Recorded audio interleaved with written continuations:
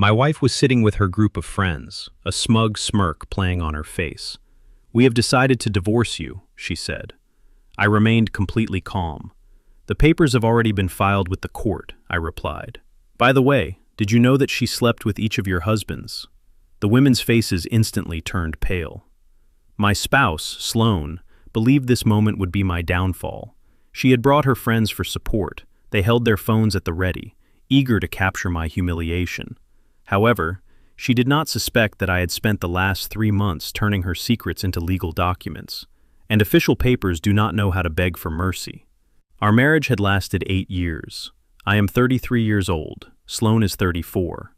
Everything began to fall apart only recently. We met at a party at mutual friend's house. Back then, she was building a career at Summit Financial, while I was already earning a decent salary, working as an operations manager at Norfolk Southern Railroad. We quickly connected and got married a year after we met. For nearly 8 years, our life seemed stable. We had our own house, 2 cars, decent savings. We hadn't had children yet, although we often discussed that possibility. Every Friday we had date nights, and Sunday mornings we spent at the farmer's market. It was that cozy routine that happy couples fall into. The changes started about 4 months ago. Sloan got a promotion and became a director of client relations at Summit Financial. It brought not only a salary increase but also new responsibilities: late nights at the office, business trips, meetings, and endless girls' nights with her circle: Kirsten, Ashby, and Waverly. My wife's friends and their husbands were constantly around. We had backyard picnics, celebrated holidays, went to joint dinners. Beckett constantly bragged about his new BMW and the toll transponder that allowed him to avoid lines at pay gates. Trent owned a car dealership and never stopped talking about his latest deals. Kirsten and Ashby had been Sloan's closest friends since college. In their company, a certain order had formed. The women ruled, and the husbands just obediently followed along. I noticed how Beckett and Trent exchanged glances when their wives planned another event, as if silently agreeing to endure and not object. At first, I didn't pay attention to it. Sloan had always been ambitious, and I thought late work was part of her new position. Updating her wardrobe seemed logical for a director's status, and an expensive gym membership showed care for her health. But then, strange little things started surfacing. She constantly checked her phone and placed its screen down when I entered the room. She changed her password twice in 1 month. Receipts didn't match her stories, and the smell of perfume when she came home was different from what she had put on in the morning. I am far from stupid. Working on the railroad, I had seen enough examples of how unfaithful wives behave. The signs, the patterns, the lies that don't align. All of it was familiar to me. That Tuesday in February, I stopped being just a husband and turned into a detective. Sloan claimed she was helping Kirsten with some project and would be back around 10 in the evening. I was driving home from a late shift and found myself near Kirsten's house. On impulse, I turned onto her street. The house was dark. Not a single car in the driveway, not a soul. I sat there for about 5 minutes with the engine running, trying to find an excuse.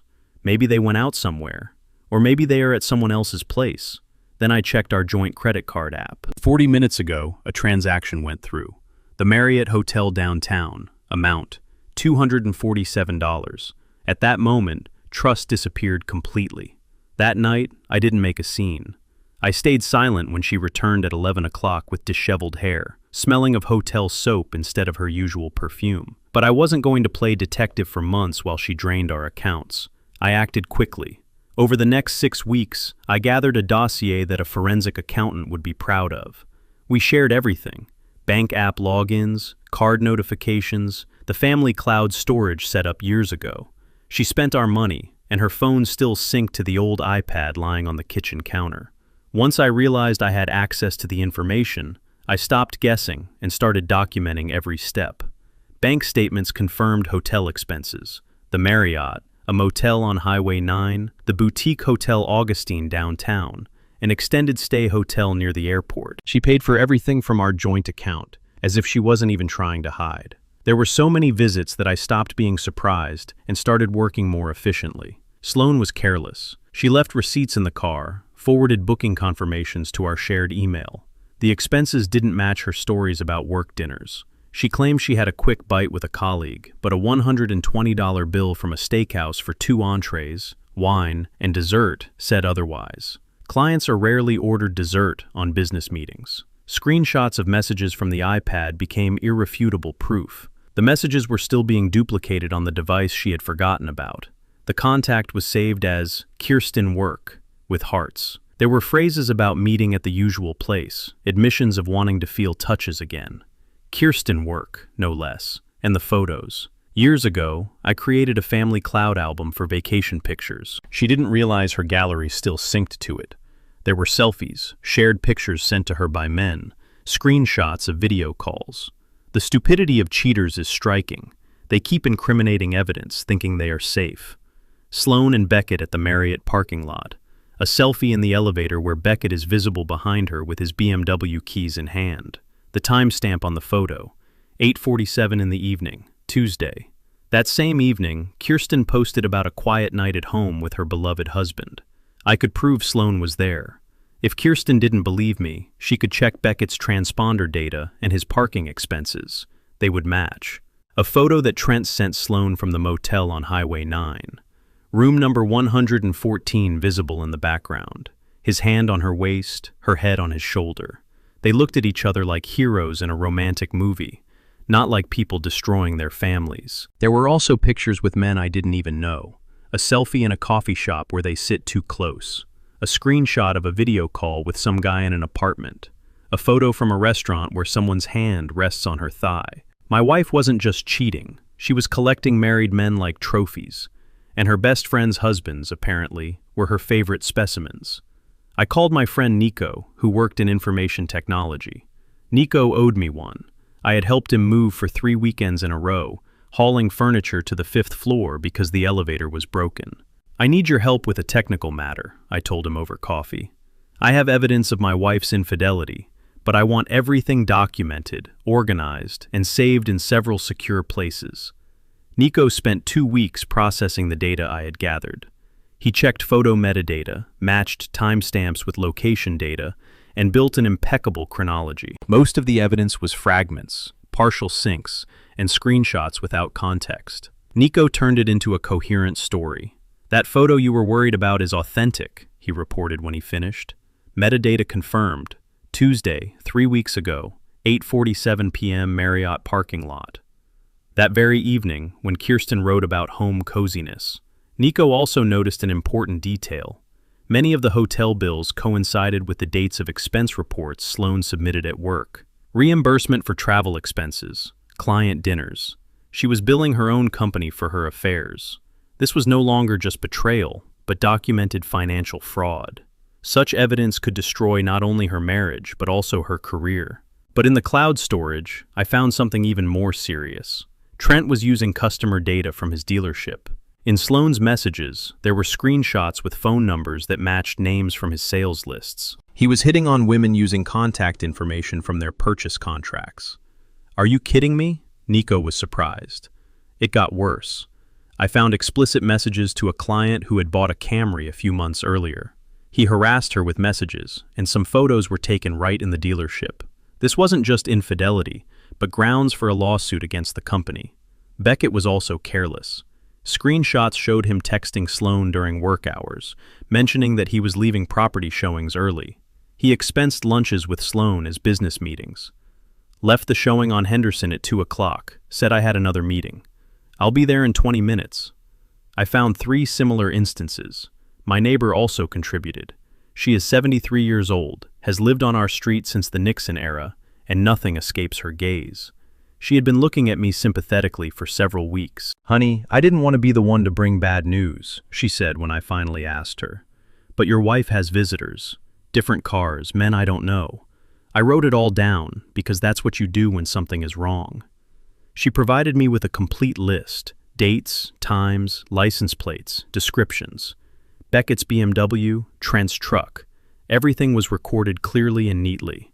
I had everything I needed, but I didn't rush. I sat in my lawyer's office, a folder of evidence between us. This is impressively detailed work, she said, reviewing the documents. I had time. The expense fraud is an excellent leverage. If she decides to contest the divorce, we will subpoena Summit Financial's internal records. The claim of dissipation of marital assets is justified. She paid for her escapades for months from our joint accounts. "I want to do something first," I declared. "Before we file the petition, I want to give them a chance to lie." The lawyer raised an eyebrow in surprise. I explained. "Photos can be called fakes, but a lie on paper is a credibility problem. Send an official letter demanding the preservation of evidence. State that we request the preservation of all records of stays at the Marriott and the motel on Highway 9. Any response will be recorded." My lawyer slowly smiled. "You want them to first deny everything in writing, knowing that we are checking hotel records. Then we get third-party confirmation, and when their denial contradicts the facts, it becomes not just family drama, but documented lies under legal oversight." She agreed to prepare the letter that same day. Beckett's lawyer responded within 72 hours. The letter was sent directly to Beckett with a copy to his broker. It mentioned specific dates and hotel charges, but Sloan's name was not mentioned. Beckett probably assumed the investigation was being conducted by his wife, Kirsten. The response was predictable. My client emphatically denies any inappropriate conduct. He has never stayed at the indicated locations. Trent did not have an attorney yet. He simply panicked, thinking Ashby had found out everything. He sent her a long text full of excuses without any provocation. Ashby, confused, forwarded the message to Sloan. And Sloan's messages were still being duplicated on the iPad in my kitchen. I watched it in real time. "This is insane. I have never been to any Marriott with anyone. Someone is making it all up," he wrote. "They had no idea I was behind this. They were lying to the wrong audience. They lost their vigilance because they did not expect a systematic approach and work with documents from me. Perfect. They signed their own verdict in writing, with timestamps, after having already been warned about the hotel checks. That same day, I signed the divorce papers. The petition was officially filed, an emergency restraining order on the accounts due to documented dissipation of funds. A temporary order pending the hearing after my lawyer provided months of expense reports related to the affair. Exclusive use of the marital home during the proceedings. The judge approved alternative service after 3 failed attempts at personal delivery. Sloan knew nothing about this. She imagined she was still in control, still making plans. She had no idea the papers were already in court. Then I began setting the pieces. My goal was not to win a group chat, but to win on the legal plane. I prepared 3 evidence packets, each targeting a specific vulnerability. Each had a section titled, "Documented False Statements," their written denials on one side and the preservation confirmations on the other. Here is the lie, and here is what a subpoena will show. Packet number 1, for Kirsten and Ashby. Concise, factual, and ruthless. 1 killer piece of evidence for each. For Kirsten, Beckett's toll transponder data confirming 8 trips to the Marriott Hotel toll plaza on Tuesday evenings over the past 2 months. Each date coincided with a night he claimed to be working late. For Ashby, a screenshot of Trent's message sent to Sloan from a client's phone number. The dealer's own code from the Camry buyer's file was visible. Packet number 2, for Weston, Trent's business partner. That guy who stays calm, calculating liabilities as if it were his favorite hobby. The same set of records, plus Trent's statement that he has never been to the Marriott with anyone, attached to the preservation confirmations. The subject line, "Your partner has a reputation problem. You are at risk." Packet number 3, for the compliance department of Beckett's brokerage. Most firms have one, because real estate runs on reputation and fear. The key piece of evidence, a $127 lunch at Restaurant Augustine on March 3rd, expensed as a client meeting. The same day, a hotel bill showed a room charge in his name. Subject line, "Ethics violation risk, agent reliability in question." I also had a 4th packet ready for the HR department at Summit Financial. Documented expense fraud by Sloan with timestamps. Then Sloan gave me the opportunity herself. The screen lit up with a FaceTime notification. Sloan, my wife of 8 years. Background noise suggested she wasn't alone. I heard the sounds of that upscale lounge downtown where her company acted as if they owned the place. I knew what would happen. 2 days earlier, I had overheard her conversation with Kirsten about how it was finally time to do it, and her friends would support her. They thought they were incredibly smart, planning an ambush for me, as if it were a surprise party. They had no idea I had been preparing for months. I answered anyway. Let them enjoy the moment. Her face filled the screen, perfect makeup, styled hair, as if she were going to a photo shoot, not another girls' gathering on a Thursday evening. Having fun? I asked, settling deeper into my chair. The house felt enormous when she wasn't around, which lately was every night. Oh, we're having a great time. Kirsten jumped into the frame, dark hair pulled back tightly, an expression on her face as if she were about to ask for a manager. She had hated me since the day we met, made snide remarks about my railroad job, constantly said Sloan deserved better. I never understood the reason for this hostility. Now I knew. She was covering for Sloan's secret, for months. Actually, Colt, we were just talking about you. The way she said my name made my jaw clench. There was anticipation in her smug expression for what was to come.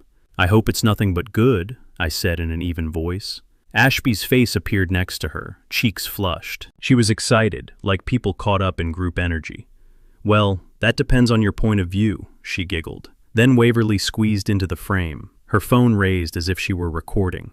She probably was. Everything becomes content for her lifestyle blog these days. Colt, we had a serious talk today and came to a unanimous decision. Sloan's voice turned icy. It's time for us to divorce. I sat there for about 10 seconds, let the silence hang, watched them all look at me through the screen, expecting me to break down, start begging, or give them the reaction they wanted. Perhaps Sloan was recording this for her friends, to turn my pain into entertainment. Instead, I deliberately smiled slowly. Noticed a flicker of confusion on their faces. Funny you should mention that, I said. The papers were filed 3 weeks ago. You've been evading service, so the court approved alternative service after 3 failed attempts. Check your work email. The correspondence from my lawyer is already there. Dead silence. What? Sloan's voice faltered. The divorce petition is already in court. My lawyer obtained an emergency restraining order on the accounts, a temporary order pending the hearing based on evidence of dissipation. We filed a motion for exclusive use of the marital home during the proceedings. Kirsten was the first to recover. You're lying. You're just trying to... Really? Sloan, check your work email, the one you never showed me. You were served electronically after you evaded the courier 3 times. I watched about 6 different emotions cross Sloan's face in 3 seconds. She grabbed her phone and began frantically scrolling through messages. But here's the part you all really need to hear, ladies. I leaned closer to the phone. Doesn't it concern any of you that she slept with your husbands? They froze, as if someone had pressed pause. What did you just say? Kirsten's voice turned sharp. You heard me, Kirsten. When was the last time you checked Beckett's toll road transponder reports? 8 trips to the Marriott Hotel in the last 2 months, each on a Tuesday evening when he claimed to be working late. That's ridiculous. Ashby, is Trent still claiming he's staying late at the dealership on Tuesdays and Fridays? Because I have messages he sent Sloan from a client's phone number from the Camry purchase documents. Ashby's smile vanished completely. She went pale. Nice try, Colt, Waverly finally said, but her voice trembled. You're just deflecting and making things up because you're hurt. Oh, really? My smile widened. I have identical sets of records for everyone. Photos with timestamps, credit card charges, toll road records. Even my elderly neighbor recorded every time Beckett's BMW and Trent's truck appeared at my house while I was at work. I paused. I also have proof that Sloan billed her affairs to Summit Financial as business expenses. Hotels, dinners, spa weekends, all documented. Sloan looked like she was about to be sick. Here is what will happen next. Tomorrow at 5:12 in the morning, Kirsten and Ashby will receive evidence packets, everything necessary to confirm my words. At the same time, Trent's partner, Weston, will receive a packet showing how Trent used customer data for his affairs, and Beckett's broker will receive a report about misuse of work time. You can't, Beckett's voice suddenly rang out. Guys' night, of course. The husbands were sitting nearby, while their wives organized this little ambush. You have no right to do that. That's... What, Beckett? The truth? I paused for a second. By the way, thank you for the letter from your lawyer. The one where you emphatically deny any inappropriate conduct. My lawyer obtained a preservation order for the records from those hotels. Standard procedure during litigation. When we serve the subpoena, it's over. You lied in writing after being formally notified. Silence from his end. The same goes for you, Trent. I have literally never been to any Marriott with anyone. That's what you said. The hotel records are preserved. Your name, your card. Discovery will begin soon. Colt, wait, Sloan started. No, you don't get to ask me to wait anymore. You made this public. You dragged your friends into our marriage. You tried to humiliate me on camera. I stood up and walked closer to the phone so they could clearly see my face. So now everyone will know the whole story. Enjoy the rest of your evening, ladies. Something tells me this is your last evening together. I ended the call and put down the phone. On Friday morning at exactly 5:12, I sent 3 emails simultaneously. I did not make this public. That is what people say when they want you to look like a troublemaker. I acted surgically. The first 2 emails went to Kirsten and Ashby. Subject line, you deserve to know the truth. Open this in a private setting. I didn't care about these women, but I wanted the chaos they deserved to begin. My lawyer advised against it. I didn't care. The third email went to Weston, Trent's partner. It was sent from my lawyer's office. Subject line, notice of preservation of evidence and potential litigation risks. Attached were the facts of misuse of customer data, scheduling gaps, and Trent's written statement that he had never visited any Marriott hotels. Then the credit card charges. This was not gossip. It was documented fact of a lie by a person with access to customer information, on a law firm's letterhead. The killer piece of evidence, a screenshot of Trent's message to Sloan from the Camry buyer's phone number, with the dealer code visible. The fourth email went to the compliance department of Beckett's broker, also from my lawyer. Subject line, notice of preservation of evidence in connection with inquiry into agent conduct. Beckett's lawyer had sent an official letter denying everything. Now my lawyer had documentation turning that letter into a huge reputational problem for him. The decisive piece of evidence, a $127 lunch at Restaurant Augustine, expensed as a client meeting on March 3rd, the same day a hotel bill showed a room charge in his name. By the end of the day, the truth was spreading not because I had a talkative friend. It spread because I sent documented lies to people whose jobs depend on the absence of lawsuits. On Friday evening, around 9 o'clock, the doorbell rang. Through the window, I saw 2 figures on the porch, Sloan and Waverly. Just the 2 of them. Sloan looked like she hadn't slept since that call. Waverly stood behind her, like some moral support, arms crossed and chin raised, ready to argue. I opened the door but did not step aside. "What do you want?" "We need to talk," Sloan said. Her voice broke on the last word. "Please, just let us in." "No." Waverly stepped forward. "Colt, you're being unreasonable. She's your wife. You can't just... She is my soon-to-be ex-wife, and you are the woman who helped her set up an ambush on camera last night. Neither of you has any right to enter my house and demand anything." "Colt, please." Sloan's eyes were red, mascara smeared. "I made a mistake. Many mistakes. I realize that now, but we can work this out. We can go to therapy. We can..." "Therapy?" I laughed without a trace of humor. "You want to work things out? After sleeping with Beckett? After sleeping with Trent? After trying to humiliate me in front of your friends? I was scared. I didn't know how to tell you I was unhappy. So you spent months cheating with multiple men and then staged a public execution." I shook my head. "No, we are not working anything out." Waverly tried again. "This is exactly what I was talking about. Toxic masculinity. You can't just shut down and refuse to communicate." "When, Waverly?" I looked directly at her. "You sat there yesterday and recorded my wife telling me about the divorce. You were going to post that somewhere, weren't you? Turn the end of my marriage into content for your stupid blog." She had the decency to look away. That's what I thought. I turned back to Sloan. "The packets were sent this morning. Kirsten and Ashby have everything. Weston does too, and so does Beckett's broker. The rest is just a matter of time." "You shouldn't have done that," Sloan whispered. "You could have just... We could have handled this privately. You made it public.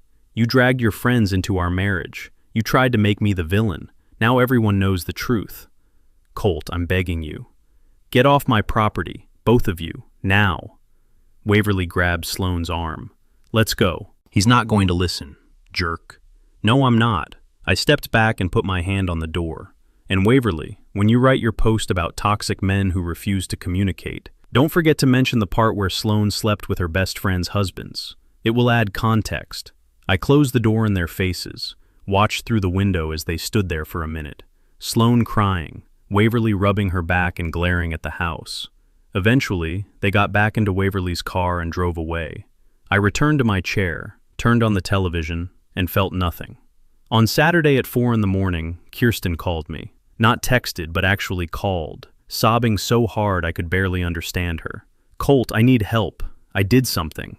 "Kirsten," I looked at the clock. "It's 4 in the morning. There's blood. Beckett has blood, and I think I hurt him badly. The neighbors called someone, and I—" "Slow down." I sat up and turned on the lamp. "You said you hurt Beckett?" "I hit him. There was a paperweight, and The toll records matched, didn't they?" Silence, then more crying. "He just kept lying, Colt, even when the evidence was right in front of him. He looked me right in the face and just kept lying." "Yes, that's exactly what they do." "What did I do?" I just paused for a few seconds, rubbed my eyes.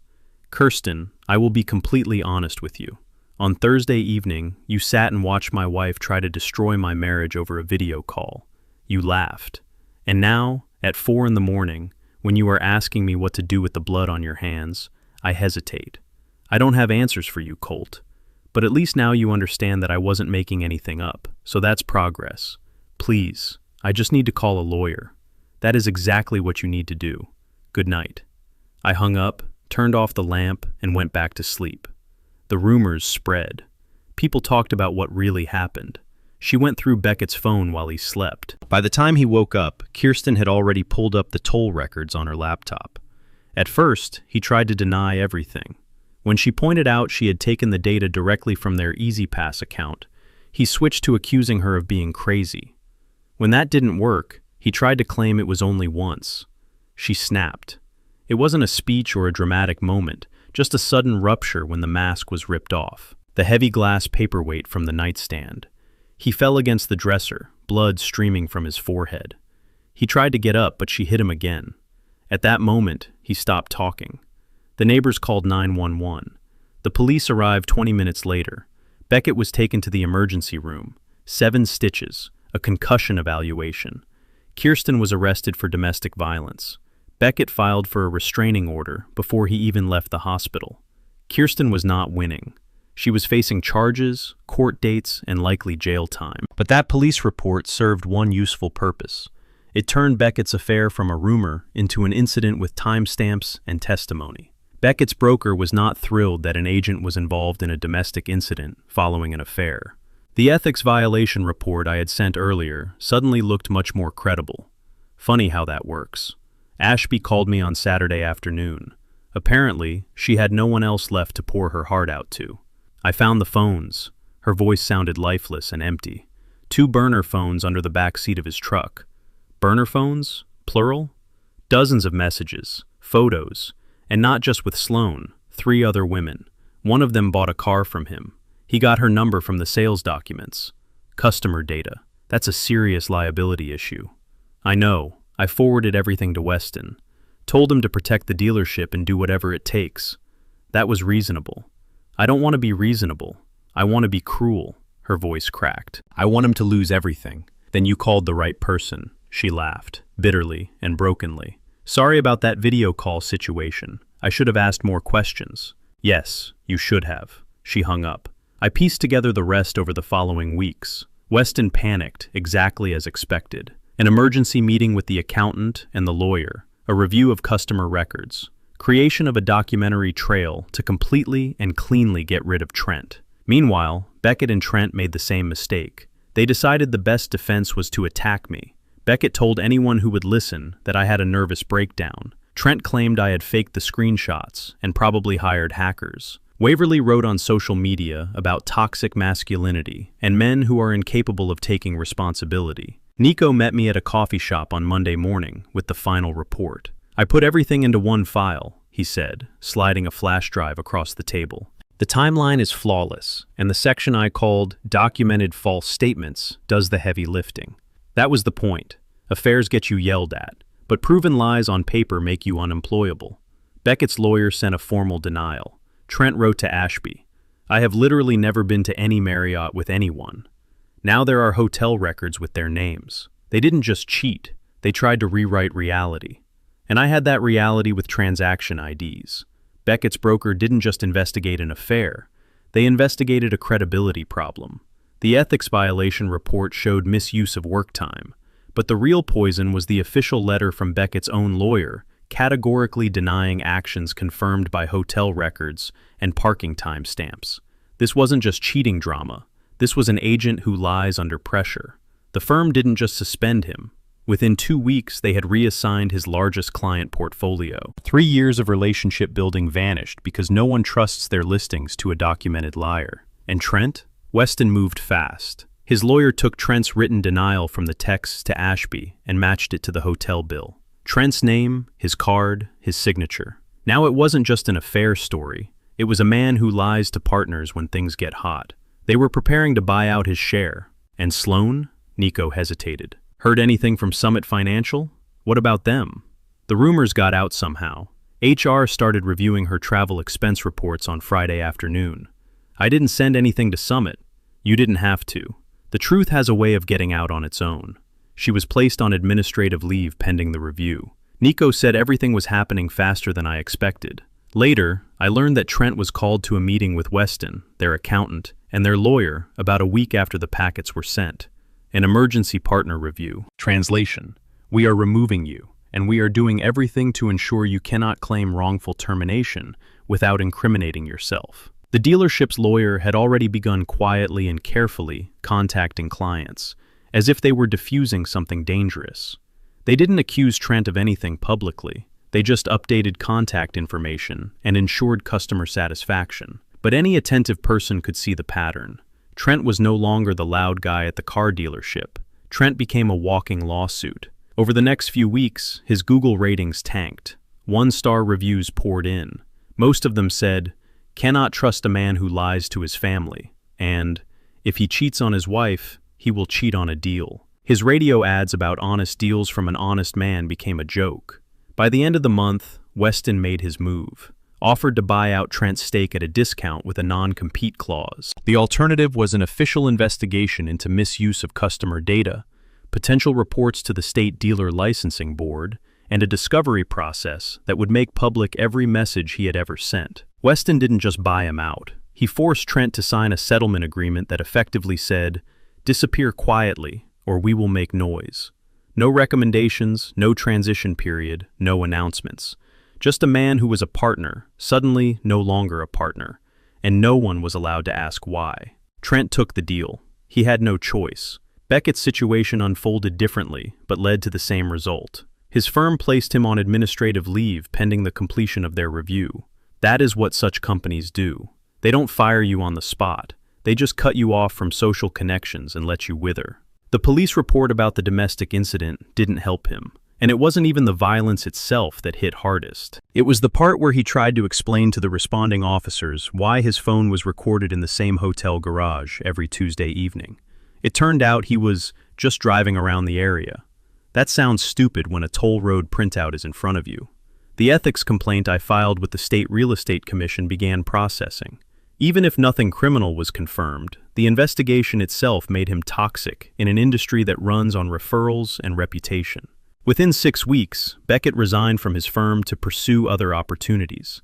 No one was fooled. Sloan was waiting by my truck when I finished my shift at the depot. She looked different, thinner, desperate. The corporate polish was gone, replaced by something broken. "I signed the papers," she said before I could tell her to leave. "All the papers. I'm not contesting anything." I didn't answer, just unlocked my truck. I was officially terminated today. Summit finished the investigation. Turns out paying for personal hotel stays on the company card is frowned upon. Who would have thought? I opened the door and tossed my bag inside.